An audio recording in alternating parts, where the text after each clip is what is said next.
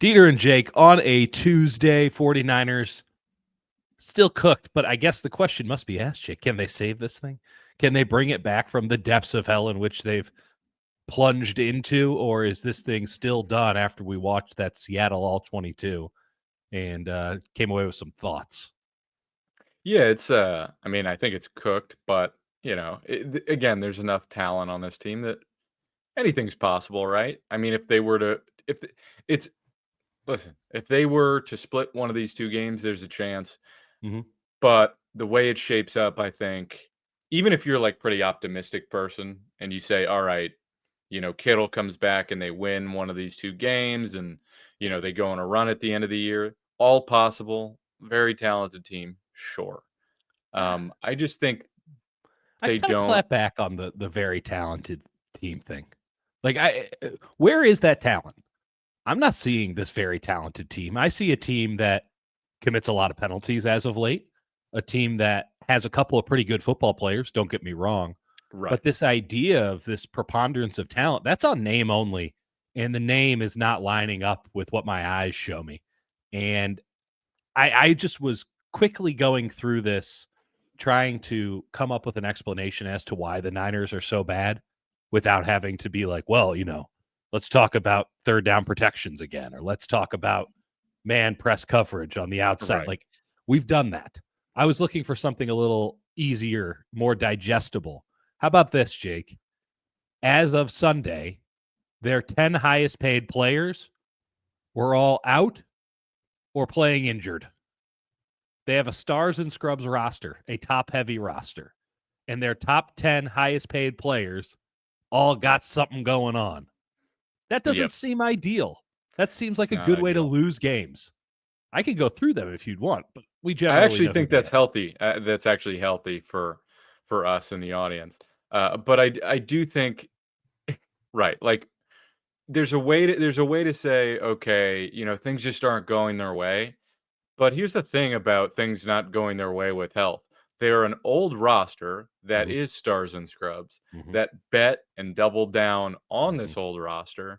And they just came off a very long season for what, the third straight year? Yesterday was their 70th game since the start of 2021. It's a lot of Yesterday games. being Sunday. They didn't play again on Monday. That would be, I think, illegal in many It's a states. lot of games. It's a lot of games. There's a lot of mileage on Christian McCaffrey and Debo Samuel and George Kittle and even Nick Bosa and especially Trent Williams. Like, Yep. what did you think? It's not unreasonable. They got incredibly lucky last year with They were health. fourth fewest adjusted games lost last year. And their depth was arguably worse last year, but it was not Yeah. tested. And this year we don't have that, adjusted. That's something that gets adjusted when the season's over, but they got to be pretty high on the list. I mean, Yeah. again, Trent is playing at 65%, had to get shot up. Jarvarius Ward is out for Oh, personal yeah. Wait, reasons. real quick. Yeah. By the way, I know it's not like a surprise, but Kyle on the call being like, "Yeah, the Toradol wore off." I just haven't heard an NFL coach mention that they're still all taking Toradol The in a Toradol while, wore and off. Yeah. made me made me chuckle. Yeah, well, varsity blues. Give him the shot.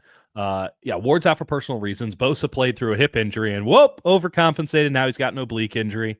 Warner's playing. He hasn't been the same player since he rolled his ankle against New England. He just hasn't. He's been good still, but he hasn't been as good He as he was was. like playing like the greatest player in football for the first, 4 or 5 games of the year.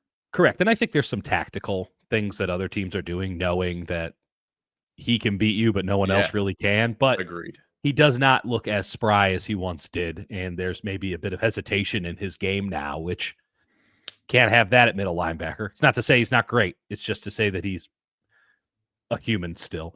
Debo Samuel, we'll get into that.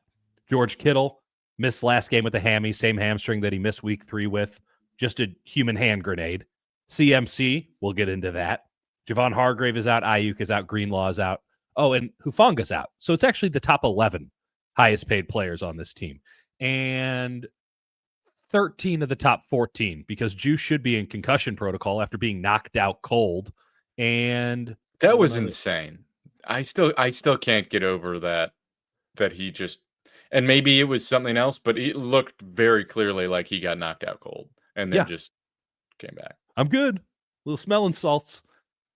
We saw that with Brock Was it last year or the year before? It was the I forget exactly which game it was, but they missed a QB sneak, and then on Right. the second one, he went back for it, got concussed, came Minnesota. back into the game and threw like 2 interceptions pretty Right. much straight away, and then later went into the concussion protocol and got out of it in a week.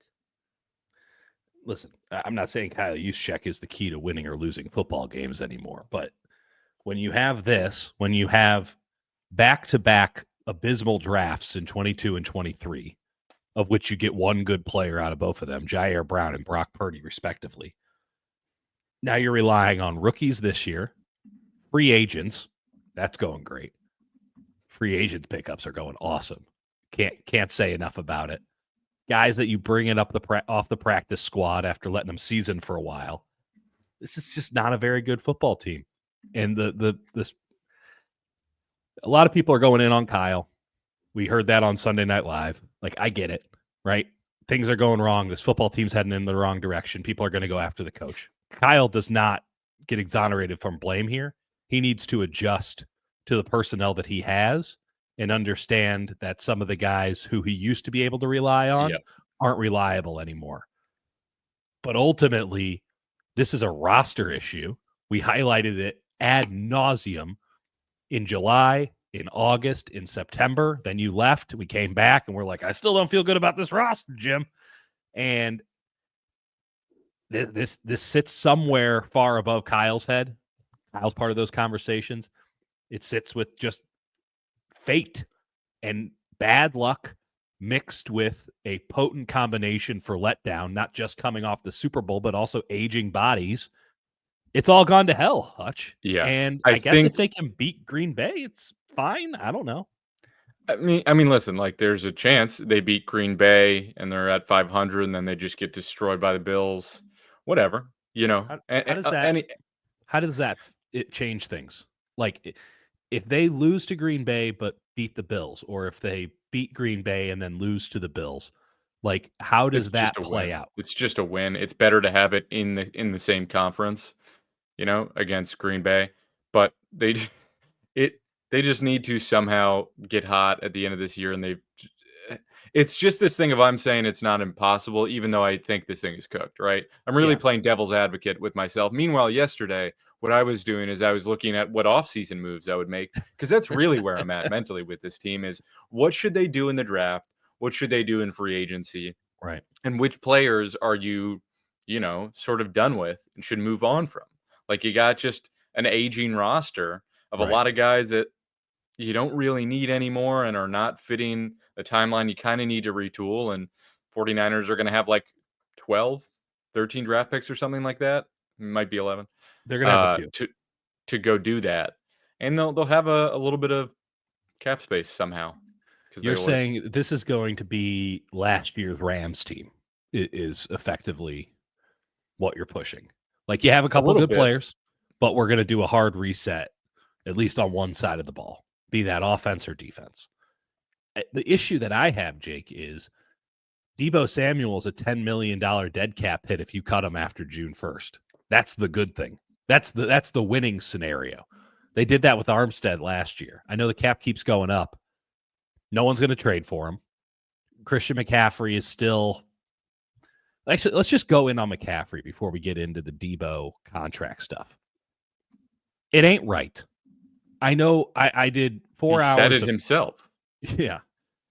I understand and provide deference to the idea that he just missed 3 months. Right? Everyone goes, "Oh, he missed, 8 weeks." No, he missed the entirety of training camp, then the first 2 months of the season. So I can understand that it's going to take him some time to get back into it. And that maybe his best is there, but he just needs some time. The problem is the last thing Right. that the Niners have is time. How long are you willing to wait to see if Christian McCaffrey can find the old Christian McCaffrey, if it exists at all, before you say, okay, we can't use this guy as much because he's not as explosive a weapon, and we need to use Mason and Garendo more because at least they can provide, in Mason's case, some heavy-headed running back play, and in the Right. case of Garendo, some home run hitting opportunities. Like, that is a really tough question for Kyle because Christian still forces teams to play zone against him. Like, at least that threat still persists. Maybe that changes this week. Maybe Jeff Hafley just decides, now we're not worried about him. We're going to find out. But how Yeah. long can the Niners wait for Christian McCaffrey to find himself? Because as it stands now, I think it might be too long. And then the season. I mean, that's what we were saying weeks ago, is like they're betting this entire season on him coming back and being sort of the same version of himself. And it's, to his own admission, he's like, well, yeah, I'm healthy, but I kind of don't feel like myself. But anyway, I should be playing better. It was just weird. And it was him admitting that he's not himself. He doesn't feel like himself. And you see it on tape. There's just where he should go one cut and go. Yeah. There's a couple extra steps in there of him cutting or deciding, or not taking a cutback lane that in the past you'd say, okay, the play is supposed to go to the left, but I'm seeing something open up and I'm going to attack it. And I know that's could be overly simplistic. Nope. But just the way he's operating, it's like he doesn't have full confidence in where he's at, and he doesn't have the same sort of juice. There are a couple plays where you see it, but it's not consistent every single play with him. Yeah, he's a one cut and go back, right? That's the brilliance of him inside and outside zone scheme. This is one cut, 5 steps, and then maybe I go. There's a lot of choppiness, which is the exact opposite of what you would say about McCaffrey. McCaffrey's superpower was that it looked like he was gliding.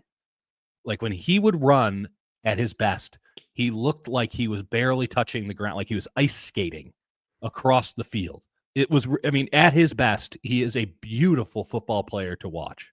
He just looks like a guy. There's no glide. There's no smoothness to his gait. It's him struggling to get to the mesh point, getting there, getting the ball, and then tapping, just like he's tap dancing in the backfield, waiting for something. And again, the offensive line is not holding up its end of the bargain. We can absolutely say that. But this is the same fucking offensive line, more or less, he was behind last year. He has not been additive in the run game. Like, he's one of the worst running backs in the NFL on expected yards over. Yards over expected. Yeah. I think it's minus. I think he's 24th worst out of 280 guys, and Debo's 13th worst. Debo's the worst when it comes to average rush. It's minus 1.5 yards per rush. Christian McCaffrey's minus 1 per rush.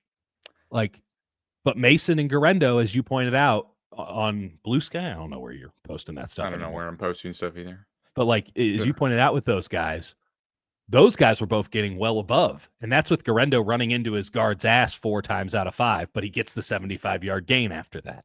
So I'm fascinated to see how Kyle manages this, because he's clearly trying to ride the old mules down to the watering hole one more time. And I think part of that is, yes, you can trust McCaffrey in every facet of the game. And somebody was snarky to me about Garendo can't pass protect. I know that. Like, no shit.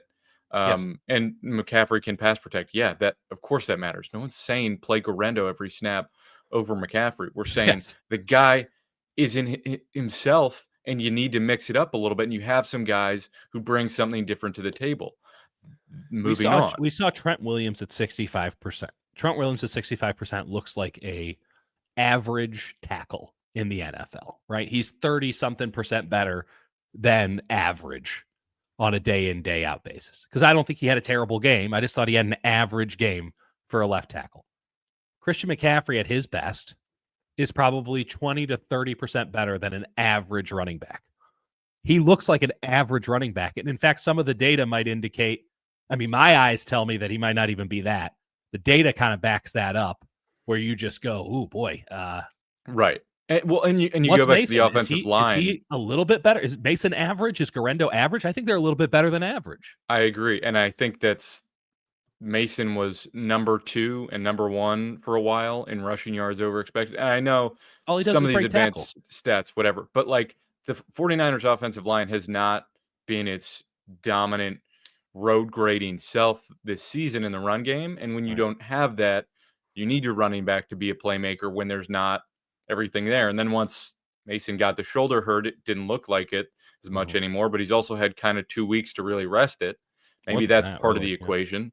Sure. But I just fundamentally think when you're not being additive and your offensive line is, for the most part, not blocking exceptionally well in the run game, you do need to turn to some running backs who have a little bit more juice, especially when you're going to commit to the run game and go with, Jalen Moore as your sixth man, Right. Why You're don't you just dictating that give you're going to run anyway. exactly? So Why don't you just give the play call to the other team instead of playing Jake Tonjes? That's the beauty of Kittle, is that it can be anything.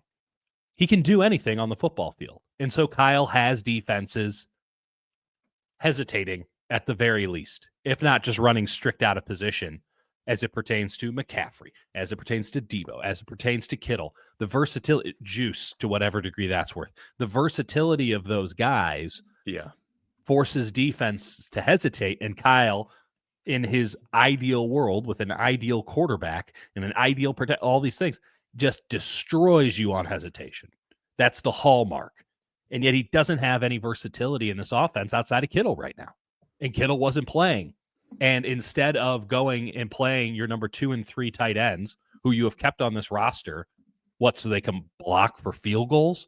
Like, instead of playing those guys, they kept Saubert, who was sick, out there for 50-something% of the snaps. And then, instead of using those backup tight ends, who, again, you're carrying on your roster, decided Jalen Moore, backup left tackle, swing tackle, was a better option. It's the opposite of versatility. Unless you wanted to throw a pass to Jalen Moore early just to establish a tone. They should have. Especially in the red zone. What if Jalen Moore was the answer to this team's red zone woes? Maybe. And can I go in on one thing? We didn't talk about it. Go for it. On Sunday. I did 4 hours with Kerry Crowley yesterday between 2 to 6. We did about 30 calls. I don't think we had a conversation during the show. It was just me yelling at callers. It was great radio. And 808 KMBR is the number. A lot of folks came in and suggested that Kyle was derelict in his duties as a play caller by by throwing the ball on 2nd and 11 on that final, well, I guess it'd be penultimate offensive drive for the Niners. Right? So let's just go quickly establish the ground plan. Right. First play, they get the ball back after the 4th down stop. A should have been game-winning defensive play. 4th and 1, 3rd and 1, stuff them. 4th and 1, stuff them. Okay? The Niners get a turnover on downs, 4th down. 11-yard rush for McCaffrey. Immediately followed by a defensive holding call. So now they have 2 first downs. The problem was 2 first downs was going to do it, except if you do them immediately. If you get 2 first downs immediately, you actually haven't used up enough clock. So now they need a 3rd first down. First play, they run outside zone left. Saubert misses his block entirely. Jennings doesn't get to where he needed to be. McCaffrey's tackled for -1. It is now 2nd and 11. They are at roughly midfield. They run. There's like play. 3. Yeah, there's. I think the Seahawks call an immediate timeout, so it's like 3 minutes are left. Correct. They run a play that is quintessential to their offense. A play that they ran twice against Tampa the week before in big fourth quarter situations. A play that they have run roughly 1 million times. This should be the staple of their passing game. And in fact, I have heard it described as an extension of the run game. It's such easy money. They get the exact look that they want. It is executed up until a point to perfection. It is a play action dig route play. Under center, play action to McCaffrey. He goes right. Brock sets up in the pocket. Debo's coming from the left over the middle, typically off of what would be outside leverage. Yep. Gets the angle on him, goes right over the middle. He is wide open. Now, he only has 1 or 2 steps as opposed to 3 or 4 steps because it's Debo and he gets out of his breaks slow now. That is par for the course. We'll go over that in Jake's film room for sure. But they have it. It's right there. And that's the first down. That's the game. Debo gets out of his break slow. Brock still finds a way to throw it behind him and over him. Uncatchable ball. I'm not putting it on Debo. If he would have caught it, he would have herniated a disc in the process. People got on Kyle for not running the ball there, forcing Seattle to take another timeout. I call such horseshit on that. You ran a play that you should execute 100 times out of 100. You only execute it And 99 times out of 100 to win the and goddamn game. It's over if you complete that pass. It's and it's over. on a down in which they're thinking you might run it, so you get the right look. Correct. Because that's why you can run play action there and run that play. You can't do it on third down. If you told Kyle Shanahan beforehand how everything had worked out, save for the throw, he would run that play 100 times in a row. Anybody in their right mind would run that play. We have exactly what we're looking for to win the football game. It just needs to be executed, and Brock Purdy didn't execute it. Okay? Yeah, I would say Brock was worried about the linebacker and should have maybe tried to throw out second window. He tried to fit it in, and I think he was in between deciding if he needed to layer it over and then just I'm not defending him. I'm saying I think that's what he saw and why he messed up, but it was a terrible ball. It was a It's terrible Steph pass. Curry at the free throw line. Right. You just expect it to be completed. You Agreed. can't feel any better about it. It is the look. And so the idea that, hindsight being 2020, oh, well, you could have run it again. Why don't you run outside zone again? Well, because you can really trust Saubert. You're feeling so great. I guess we'll bring in Jalen Moore and really let him know that they can bring all 11 into the box so that you can actually get a block on the outside. And then on, third down, we know what happens. And then, of course, a terrible punt. And then 11 plays go in the other direction. And we talked about this on Sunday, but I'll repeat my point. I don't have an issue with dropping into quarters and rushing 4. I understand the threat and how tired everybody was. Seattle's 20 points were all scored with Nick Bosa off the field. Only 2 touchdowns, Nick Bosa wasn't on the field. I get that you knew you didn't have Nick Bosa on the field, but ultimately that was your best pass rushing game in a long time, if not of the season. And you have to make a bet against that receiving crew versus that offensive line where the weak point is. And for me, 100 times in a row, I'm going to say I'm going after that offensive line again. I'm going to try to beat that offensive line. I'm going to try to beat Geno. I'm going to try to dare Geno into making tough throws. And I'm going to dare these wide receivers to find the soft spot again and again and again as we put pressure on Geno. And you know what? Tip your hat. He did it. He did it. So I don't think that that's anything on Sorensen. I think that would have been what I would have done time and time again. You have Geno doing a jump pass past Fred Warner's arms. You have 2 great runs from Geno. You did sack him one time. Like, I don't have an issue with the play calling. They're also a bottom 10 defense, when they blitz. Like, they just aren't an effective blitzing defense. Which is not to say you can't blitz. They just don't execute it that well. They blitzed once and it failed. It failed because Geno saw Diamador Lenore coming off the edge and said, oh, great, the flat will be wide open. You just vacated the flat. And he threw it to Jackson Smith and Jigba, who was in the flat. And if he had made one guy miss, he would have been in the end zone. He didn't. It was an 8-yard gain. And the next play, we know what happened. So you're a bad blitzing team. You're not structurally built to be a good blitzing team because you don't have versatility on that side of the field. They're a very good defense when they don't blitz. Correct. Trust your secondary. Trust your defensive line, and this is what you get. You got a defensive line that didn't get home repeatedly. Yetur Gross-Matos had a good game. Floyd had a good game. It wasn't good enough when it mattered most. And even when on that last drive, Geno just took advantage of them getting too far out of their lanes and just went for it. Get this, they can't set edges. What a concept. Still talking about it. Maybe it's structurally deficient. Maybe the wide 9 doesn't work for this scheme, and maybe a podcast might have brought that up repeatedly sometime between the week 7 and week 11 game. I don't know who that could have been, Jake, but our services are for hire. It's free for all you folks out there, but our services are for hire for teams that want to get better at football at the NFL level or lower. Honestly, we'll put in the time. Listen, the draft we've already been giving away for free. I know it's helped out a couple of teams in the league. So, well, wait for a draft guide. The draft guide is. You're going to kill me. You're going to try to kill me, right? That's what's going on with the draft guide? What happens in the offseason, folks, is Dieter, is with his family, has to take care of a child, and I'm just like, have you seen... new one coming in February. Right. And then I'm like, have you seen this defensive tackle? He was a D3 guy who transferred, and he's 27, but I like him. Him. There's something there, Dieter. And then meanwhile, I'm reading all these texts at 3:00 in the morning as I'm trying to put one of my 2 screaming children back to bed, and I'm watching it on my phone. I go, "Oh, there is something there. Oh, There pretty is some good. there. There's something good." Have you watched I the Murray honestly, tape? I can't wait. I can't wait. Well, we might That's not where we're have to wait going. much longer. I mean, And that's why, like, again, I'm leaving this door slightly open, even though I've already shut it in my head. I'm just saying, possible for them to make a run, sure. These games are close enough. I just don't think they've shown enough to say, oh, in those moments that matter, they will actually finish it because they're error riddled and they lean on talent that is aching and not what it once was. And so against younger teams that just have more talent and more creativity, I think they're going to lose more times than not. I agree with that. I'm not even using the term run right now. Like, if they can't beat Green Bay, now they have to beat Buffalo on the road. Like, I'm not seeing that. I can't see that happening. It might happen, but that's some like last ditch dead cat bounce salvation.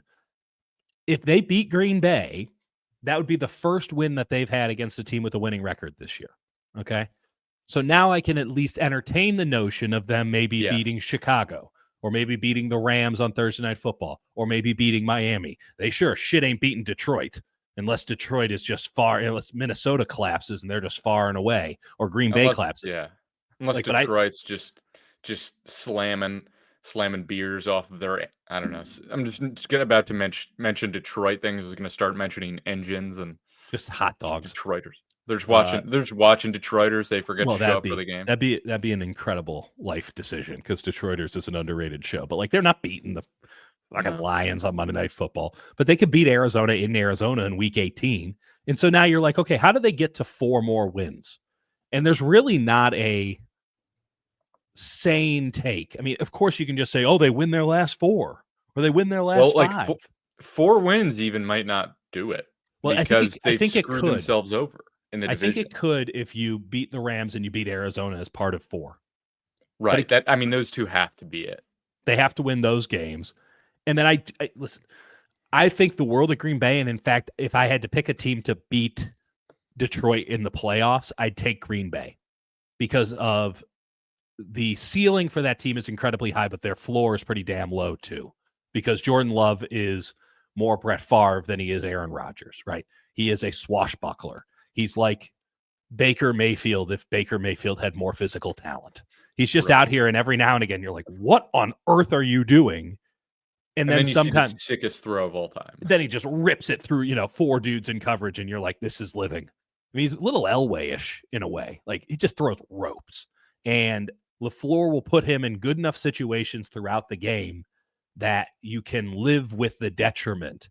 Now, when they had Malik Willis in there's a very low ceiling, so they just ran the offense, and they can run the shit out of the ball because they have a really good offensive line. Young, good offensive line. What a concept. You think about the best teams in the NFL.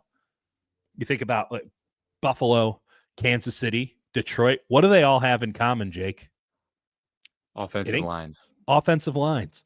I heard a great quote from Jim Harbaugh. This is just turning into a Jim Harbaugh tribute show now, where he said offensive line is the only position group that makes everybody on the team better. And I'm like, I'm going to engrave that in wood and put it in like live, laugh, love font and put it around my house.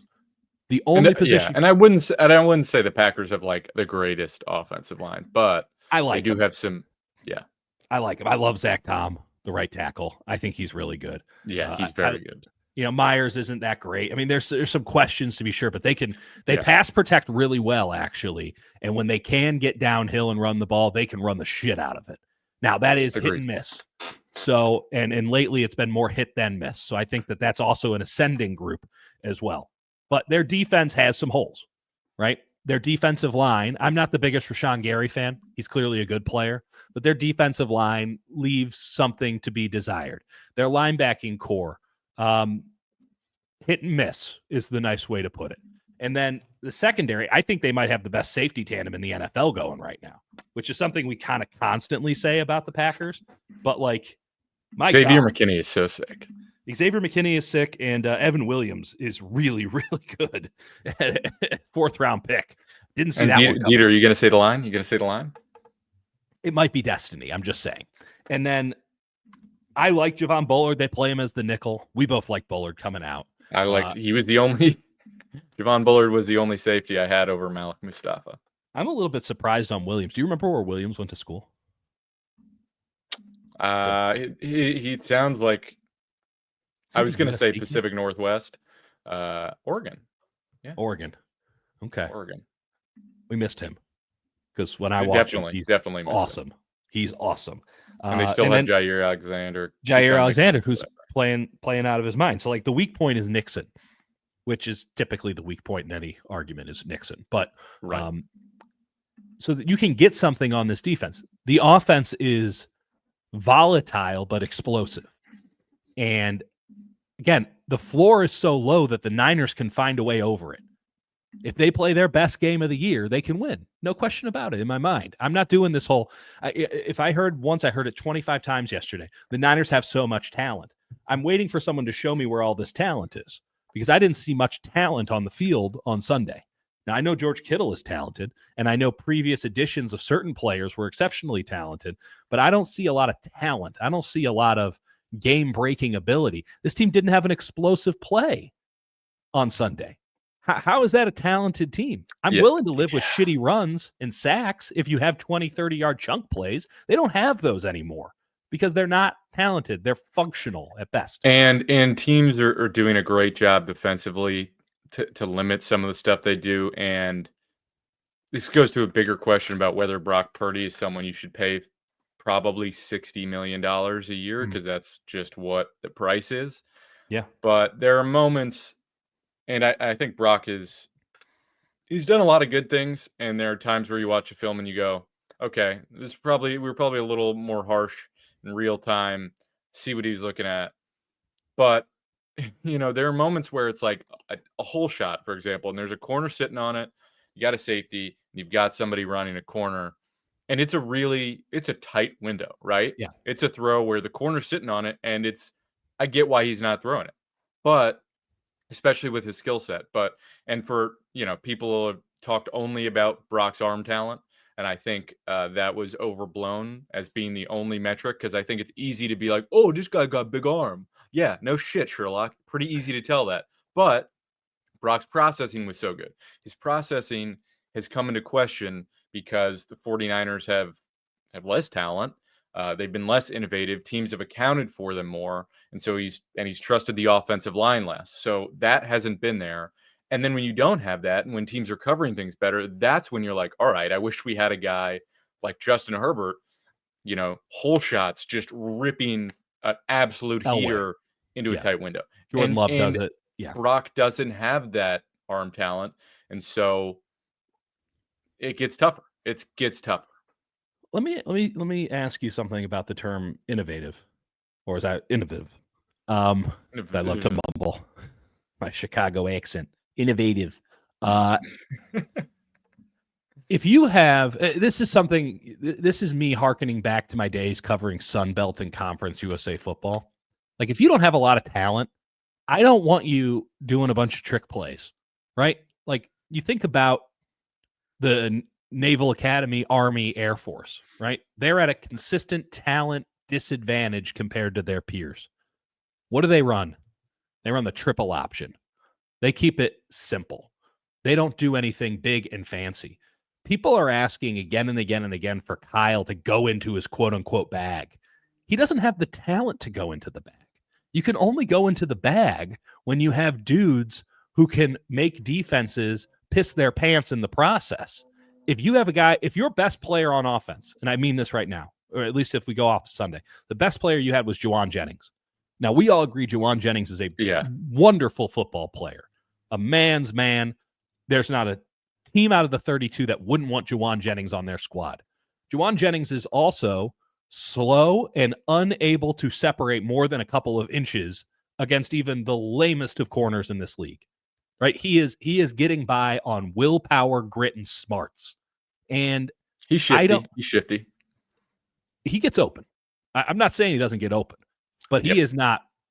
This is not Antonio Brown in his prime here, right? This is not Randy Moss. This is a possession receiver who When he does get open, it's by the hair of his chinny chin chin. And I don't think what kind of bag can you go into when that's your best player? I think you need to bring it back to basics again. This is a conversation we had before the last Seahawks game. You all trying to run an offense that only existed in prior years when you had Deebo Samuel at the peak of his powers, Christian McCaffrey, and you were able to get weird with it because you had guys who could get weird. I Now think you they have can. a bunch. Yeah. Now you have a bunch of guys who are just, they play their position and they're pretty good at their position. How about you let the scheme do the work as opposed to trying to go deep into the bag? Because I think that when you're doing flea flickers and end arounds and all this stuff, that's maybe a little bit more exotic. And I think that's what people are really looking for, something exotic and different to look at. But when you do that kind of stuff, you're opening yourself up for turnovers in a way that you already have to handle just going through your day-to-day basics. I'm not saying run the option again, but I got one for you. You know how they split out McCaffrey off to the side, and then sometimes they'll have Brock like fake a pitch to him, the bump motion one, yeah, and then he'll and then that'll often be a play action, and Brock takes one step and fires left. I think they should pitch it to McCaffrey and then run the slant, the shallow crosser screen that they run with Deebo, where it's McCaffrey running and McCaffrey can keep it, or he can throw it to Deebo. Option RPO. Yeah. The coolest play because you're only blocking with your wide receivers. Coolest play that the Niners have run in all of Kyle's time. This is one I come back to time and time again. They ran the option with Juice. It was a fullback handoff option pitch with Juice. And they had seen, I think, New Orleans do it against them in that crazy game that they had at the Superdome in 2021, I believe it was, where it was like 46, what, the Kittle game, where he just ran over everybody. The Jimmy is elite game, as I know it in the back of my mind, because some idiot wrote that column. But he did put up 45 points. I mean, I don't know, a little high on this play. It was very cold. Jimmy was good at one point. He had a hell of a game there, but that was the coolest play. And I want to see more. If we're talking innovation, I want to see it in between the tackles in the run game. I want to see them mixing and matching maybe some blocking schemes as opposed to deep shots and all this stuff. Like, they can't run that stuff. All these stuff that Kyle wants to run, they can't run anymore. And it really does fuck up the rhythm of a game for them when you do an end around to Deebo and he gets tackled. Yeah. Yeah. And they also used to, I don't know if I ever actually believed Jimmy was good. Are you still working through that? He's good enough. Well, I just said he was good, and my mind is playing tricks on me. He was good enough. There were moments for sure. There were moments. We drank the Kool-Aid. We drank the Kool-Aid for one season. Yeah, and then I realized it was poison, and I'm like, you should stop drinking the Kool-Aid. Correct. Every dog has its day. And there was a moment there for maybe 6 months cumulatively where you're like, oh, I see it. I remember when Jimmy came in 2017, not to go way back here, but when he showed up, I remember thinking, even though they had won 5 games in a row, which was manna from heaven for a team that hadn't won shit in forever since Harbaugh left, really. And of course, they had to re-sign him at that point. But I just remember watching the film at the end of that season and being like, man, that dude threw like 20 interceptions and like 14 of them were dropped. It was incredible. 100%.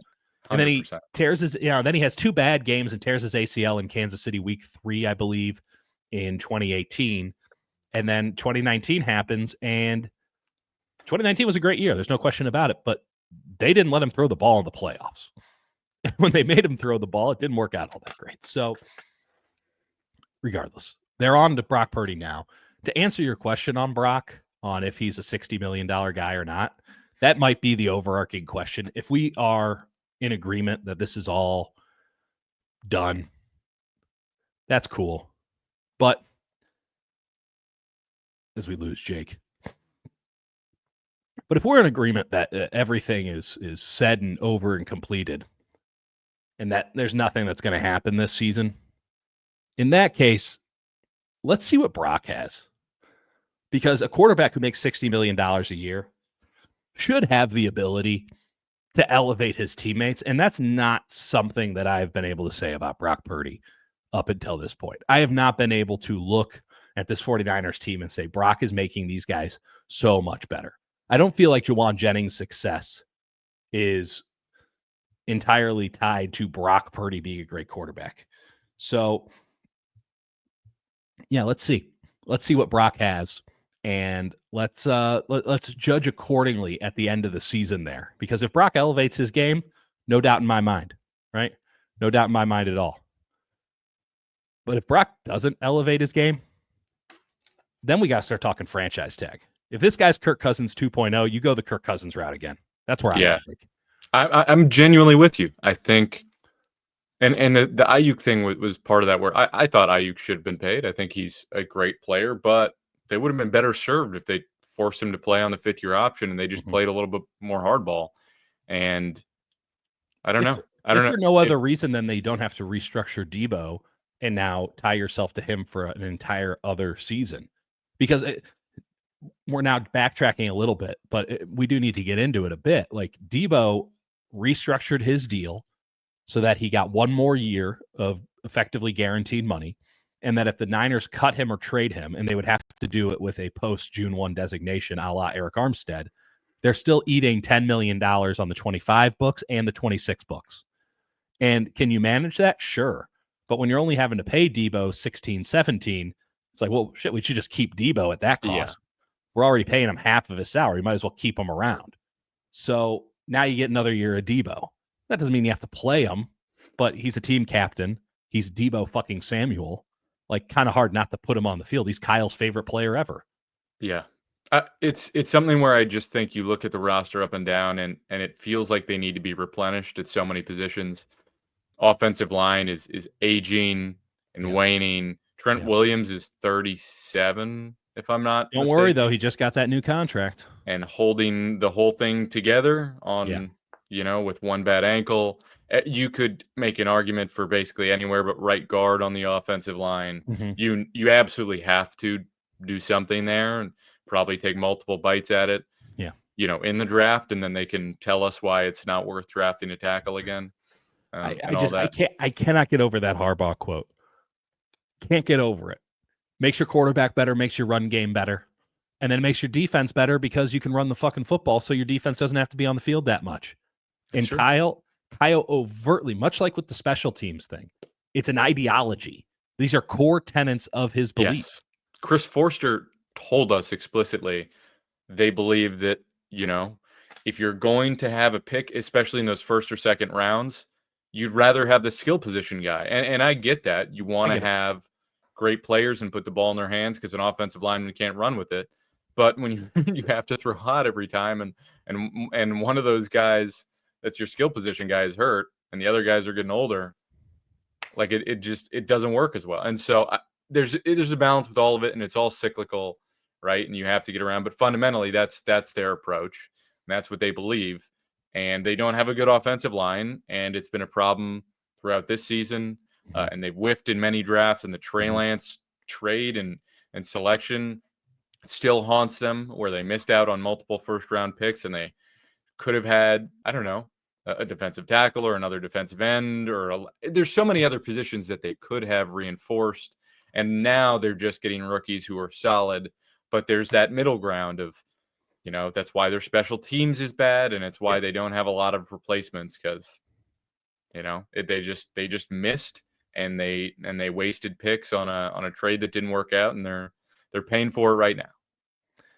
They'll absolutely need to go get a tackle, and they'll need to get a young one. They'll absolutely need to get a guard, and they'll need to get a young one.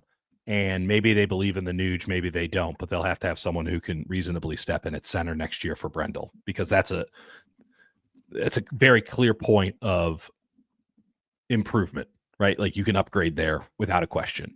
You're going from C-, D+. If you can get a B there, that's a huge upgrade. I did a little number crunching yesterday, Hutch. The Niners have had 39 picks in the last 5 drafts. How many of those guys do you think, are considered guys worth second contracts in the NFL? And this includes the most recent draft. How far are we going back here? It's just 5 years. So this would be 29. 2020 to 2024. 39 picks. How many of those guys are worth second contracts in my book? Juwan Jennings. Yep. Brandon Ayuk. Yep. He's 2020, Those right? are both 2020. He's 2020. Just give me an overall number, and then we'll go through them. Out of 39, how many do you think they hit on? Might be a better way to ask it. We're including this year's draft. Mm-hmm. That's kind of tough. It is because tough. Give me a number. Including this year's draft, I would say 6. Okay, I had 10, so you were even more pessimistic than I was. This year's draft, I got Pearsall, Green, Pooney, Mustafa. I think the question's still out on Garendo and Cowie. Okay? Yeah. Well, you didn't let me do the math here. Fair enough. 39 picks. 2023, guys worth the second contract. 1, Jair Brown. Jake Moody, don't see it. Not yet. D. Winters, don't see it. Robert Beal, clearly don't see it. Darrell Luter, no. Willis, no. Bell, no. Graham, no. Latu, already done. 2022, 1, Brock Purdy. Drake Jackson, Tyrus Davis Price, Danny Gray. Those are your top 100, your picks in the top 105. Oof. Spencer Burford, Sam Womack, who's actually a good player and does deserve a second contract. Problem is he's on the Colts. Nick Sakelj, Kalia Davis, Tyreek Castro Fields. Wow, Tyreek Castro Fields, shot from the past. 1 guy, 2022 draft, Brock Purdy. 2021 draft, 3 guys. The last 3 picks. Diamador Lenore, Talanoa Hufanga, and Elijah Mitchell, who I'm only including because had he not gotten so injured, Elijah Mitchell was unquestionably a hit. Talanoa Hufanga, I actually was never high on, but he was an all-pro.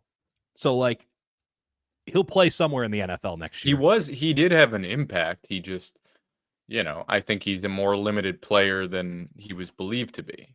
So you can even make the argument 1 in that class in 2021, and that'd be Diamador Lenore, right? Because Trey Lance, Aaron Banks, Trey Sermon, Ambry Thomas, Jalen Moore, they could disappear tomorrow and it wouldn't affect anything. And then 2020, Javon Kinlaw, already gone. Brandon Ayuk, yes. Colton McKivitz, yes, but only because they literally gave him a second contract. Charlie Warner, he's gone. Juwan Jennings, clearly you got to stick around. 39 picks. It might have been 6. I mean, to be fair, that's probably right around No. the average, but yeah, there's a lot of miss. It's not even close to the average when you have back-to-back drafts in which you have 1 good player. Like, you don't even have replacement level players in this. What's Robert Beal to you? What's D. Winters? Like D. Winters, he had a pretty good play against DK. He did. And then he went and decided to not use his arms to tackle for the rest of the game because he's the Ralph Wiggum meme. And, Spencer Burford, Danny Gray, Tyron Davis Price, Drake Jackson, they're not just missing, they're missing in catastrophic fashion. If not for the 2024 draft class, this might be a team that's drafting in the top 5, given their injury situation. I actually do not think that's an overstatement at all. It might be drafted in the top 10 anyway. I mean, you get to go 7 and there are a lot of bad teams this year. A lot of bad teams. I'll give you that. I do think that they stand a better chance of beating the Packers than we naturally want to give them credit for, having watched their recent film. Yeah, and listen, they're in close games, right? But I just, going back to what I said earlier before, my entire internet crapped out. Yeah, it went great. Is that it finally got the show I wanted, which was me talking into a camera by myself. I love it. And I just think fundamentally they're a team that makes too many mistakes and is too hurt to overcome that stuff and finish in those final moments. And the defense has shown time and time again that when it comes down to it, they're good, not great. That's where I stand on it. And if they prove me wrong, they prove me wrong. But there's actually nothing to prove wrong because that's just a fact of how it's been. Correct. We're speaking on what we've seen. I would like to see something else here. Now, let's give the folks out there who have stuck with us here, and appreciative of anybody new coming in. we're getting this thing rolling here a little bit. I mean, it's one of these funny things where people are understanding that a bunch of guys with no agenda who just love ball might be worth somebody's time. And that's up to you, and it's free, and we're not, we've had some opportunities to run some ads and stuff. They weren't companies that necessarily aligned with what we want to promote. Like, we're trying to keep this as holistic and realistic and down to earth as possible. We're doing this for the love of the game right now. And we'd like to change that, but we won't change that unless it's obvious. So appreciative everyone is on with us already. Usually on Tuesdays, we do Jake's film breakdown. We want to make sure that the audio listeners, of which there are still some, it might be me downloading it every time, but like there are still some audio listeners. Might be me and my extended family. But we don't want, it was unlistenable audio when we would break down the film on YouTube, because we'd be talking about things, pointing to things, and then we're trying to describe, the formation. It wasn't working for anybody. It wasn't working for anybody. We love doing it. Jake does an incredible job of finding this stuff. We're going to give him the full corner to break it down. I am merely his consigliere and helping him break down what he sees. We're going to do that as a separate video. That's going to be Jake's Film Room. We're going to do it every Wednesday, I think is the plan, Wednesday or Thursday. It'll be a little middle of the week treat for everybody, but that's going to be YouTube only. We'll keep the Sunday night stream, the Friday afternoon stream, and this video on Tuesday. We'll keep all of those separate and in the regular podcast feed, so you can subscribe and listen at your leisure or watch whenever you'd like. And then you get the little bonus film room session in the middle of the week. And one thing I'd add is I think this is a good spot for, if you got any questions, set it up where on Fridays maybe we answer some, turn it into a mini mailbag type situation. Whether that's a question about football, a take about cooking, or something else weird that's lingering deep in the recesses of your mind, shoot it our way. I mean, I think that most people throughout the general course of a week think to themselves, what would Dieter and Jake say about this? And this is your opportunity to get that in. You could throw it in the comments section of this video or any other video. We read them all, even the mean ones. And we can wrap those up on a Friday as we go into the deep breakdown of 49ers and Packers, a game that, despite all of our dour negative energy, the sons of bitches might still win. So sure. Absolutely. Looking forward to that immensely. Looking forward to that show immensely. Looking forward to the film breakdown. Again, film breakdowns from the Seattle game, sort of the big picture. It's like a theme. We're looking for big themes. Right. Stuff that's got a little evergreen content for you. Stuff that explains what's going right or wrong with the 49ers. That's a separate video. It's Jake's Film Room. We'll do those midweek. So appreciate you all hanging with us, and we'll talk to you all either in that film room or on Friday. Thanks, folks.